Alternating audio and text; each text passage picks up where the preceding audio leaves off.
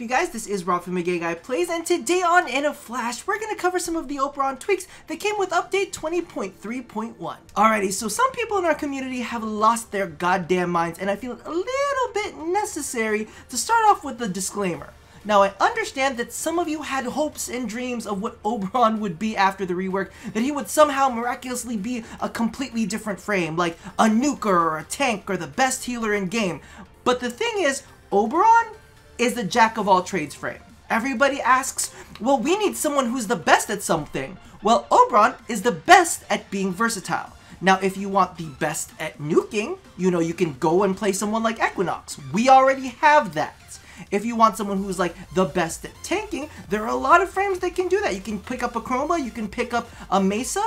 They can do that. They can tank. Alright? What we didn't have within the game was a jack of all trades frame.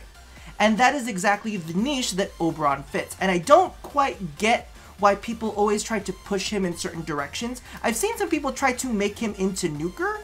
And the thing is, if you want to push him in that direction, that's fine, but don't be surprised if he does not perform extremely well at a role that he's not specialized in. He's specialized in flexibility. That's what he's good at. Now, I mean, you can even see it in his ability with Smite. Now, Smite on its own, yes, it has the initial damage, but it also has projectiles that go out and inflict enemies with a puncture status. You know what puncture is? It's debuff. So his initial ability is not just damage, but he's got a little bit of debuff in there as well. It's not supposed to kill enemies, it's also supposed to provide a debuff mechanic for the enemies that live, because enemies aren't gonna straight up die all the goddamn time from his abilities. Same thing goes for Reckoning. I don't know if you caught it, but there are actually mechanics built into Reckoning for people who die and for people who stay alive. Because guess what? He is not this crazy, insane nuker frame. He's a frame, well, maybe at lower levels. He can nuke at lower levels, but the thing is, built into his own mechanics, there are different clauses. If something dies, you have 50% chance to get a health orb. If they live, they get debuffed for their armor by 30%, and they emit a 4-meter area of effect blind. So clearly, they've designed him with the fact that he is not going to kill everything in mind. So hey, you know what? If you want to try to push him to be a super ultra mage frame, go ahead and try it. But don't be disappointed if he does not fulfill that role. Because what his role is supposed to be able to do a little bit of everything. Now, I understand that some people are saying, well, he's not Trinity. Why don't we just get a Trinity? Well, maybe your 3 friends want to play DPS frames and you need someone to be able to CC and to heal. Can Trinity CC and heal? No, she certainly can't. The only frame that I think that can perform the exact same way that Oberon can is probably Equinox, but even then, you're gonna have to switch sides to access all of her abilities. So, I'm just saying, don't try to put a square peg in a circular hole. Oh great, now you've got me doing this!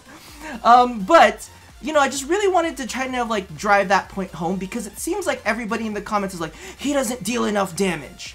Well, he's not necessarily a nuke frame. If you want a frame who can nuke, find somebody else. If you want a frame who can tank, find somebody else. If you want a frame that can be flexible in a lot of situations, whether it's removing status procs, whether it's healing your allies, whether it's providing a little bit of CC and debuffing enemies, Oberon can do all that. He's not going to be this crazy top tier of any single one of that, but when it comes to flexibility, there is nobody that does it as well as Oberon.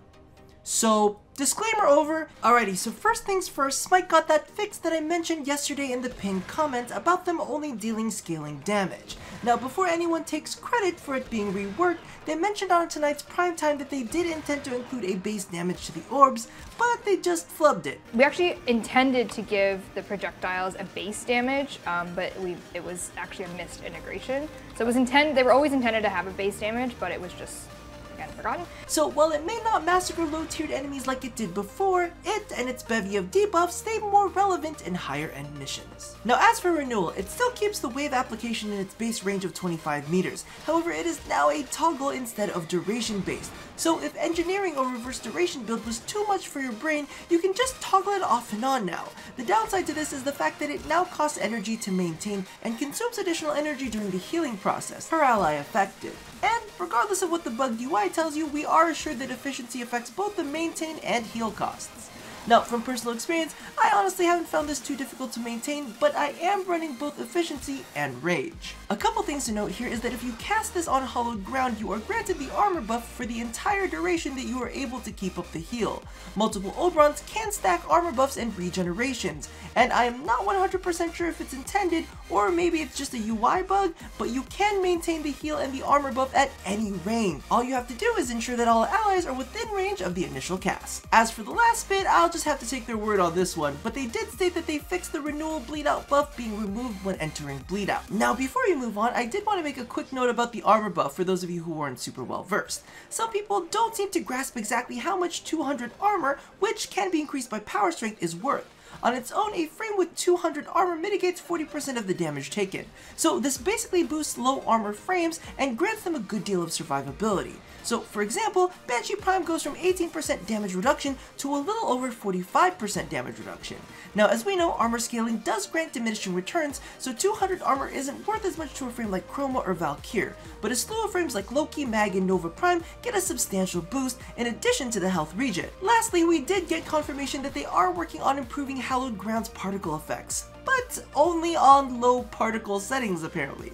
I'm on high particle settings and I still have issues seeing them, so for those of you forum goers out there, do me a favor like you did with the pinned tweet and tell them that I said give him glowing grass, damn it! And that about does it. Now, I do want to apologize for the excessive levels of sass today, but I really want to stress the fact that if you don't like Oberon, you don't have to play Oberon. And furthermore, you don't have to be an asshole to the people who do enjoy playing him. Stop trying to force Oberon into a role that he is not meant for. A frame is not bad just because it doesn't suit your playstyle. And my opinion is not wrong, disingenuous, or misleading simply because it does not line up with yours. I am not here to reinforce your already established feelings about Warframe topics. If you want someone who will pander to your anger and resentment towards DE, I have got a list of people I'd more than happily dump you on. I mean, hell, I can count at least 1, 2, 3, 4, 5. Alrighty, so that is all for now, but I do want to kind of say, in my gut, I feel like there's still going to be a couple more tweaks down the line, so do not be surprised if this isn't the final iteration that we see of Oberon,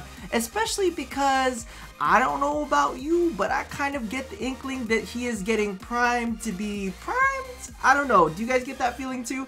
Leave that in the comments below, and as always, love somebody, hurt nobody, and touch yo body. I'll see you guys again next time. Bye-bye!